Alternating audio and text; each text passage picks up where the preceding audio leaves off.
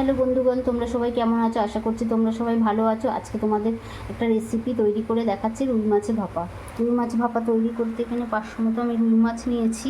আর এইখানে আমি 2 চামচ সর্ষে, 2 চামচ চারমগজ আর 3টে কাঁচা লঙ্কা দিয়ে মিক্সিতে বেটে পেস্ট করে রেখেছি। এবার আমি গ্যাসটা জ্বালাবো।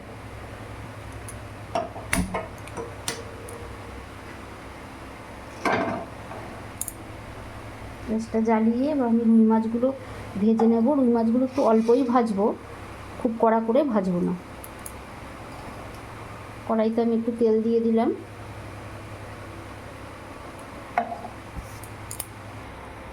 তেলটা গরম হয়ে গেছে, এবার আমি মাছগুলো ভেজে নেব।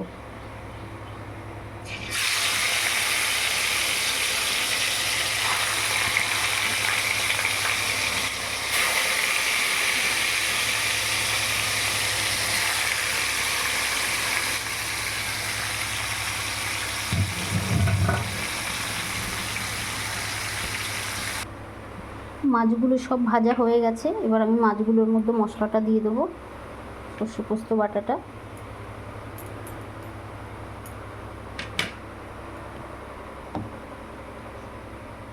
দু চামচ মতো হলুদ দেব,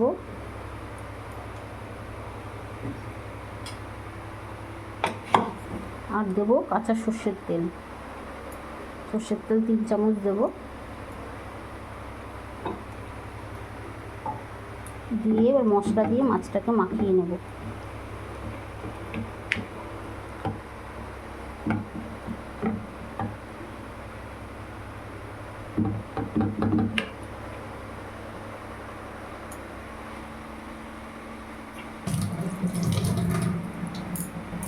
মাখিয়ে আমি 2 মিনিট রেখে দেবো ঢেকে।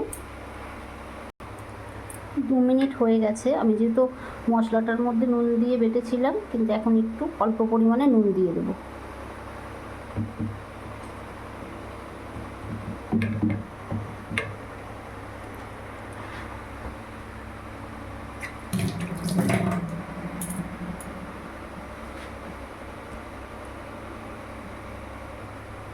এবার মাছগুলো সব টিফিন বক্সে মশলা শুদ্ধ দিয়ে দেবো।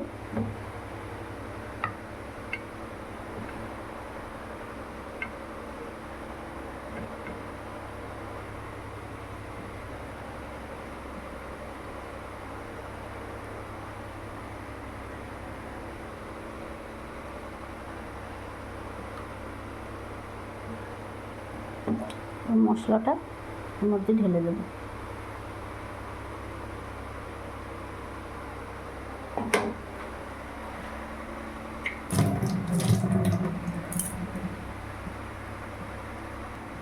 তিনটে কাঁচা লঙ্কা দিয়ে দিয়েছি চিড়ে। এবার আমি ঢাকনাটা বন্ধ করে দেবো টিফিন বক্সে। কড়াইতে আমি জল দিয়েছি, এবার একটা স্ট্যান্ড বসিয়ে দেবো। বসিয়ে দিয়ে টিফিন বক্সটা বসিয়ে দেবো। বসিয়ে আধ ঘন্টা ঢেকে রেখে দেবো। আধ ঘন্টা পর আমি ঢাকনা খুলব।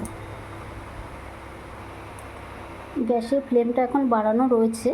যখন জলটা ফুটে উঠবে তখন আমি গ্যাসটা সিম করে দেব। তখন আমি ঢেকে দিলাম আধ ঘন্টার জন্য। আধ ঘন্টা হয়ে গেছে। আমি রুই মাছের ভাপাটা নামিয়ে ফেলেছি, টিফিন বক্সটা নামিয়ে ফেলেছি। এবার আমি ঢাকনাটা খুলে দিচ্ছি। দেখো, রুই মাছের ভাপাটা পুরোপুরি তৈরি। আমার রুই মাছের ভাপার রেসিপিটা তৈরি হয়ে গেছে। তোমরা এরকমভাবে তৈরি করে খাও, খুব ভালো লাগবে, স্বাদটা খুব ভালো ওঠে। তোমাদের যদি আমার এই রান্নাটা ভালো লেগে থাকে তাহলে আমার চ্যানেলটিকে লাইক করো, শেয়ার করো, সাবস্ক্রাইব করো, ফলো করে দিও। Thank you, tata.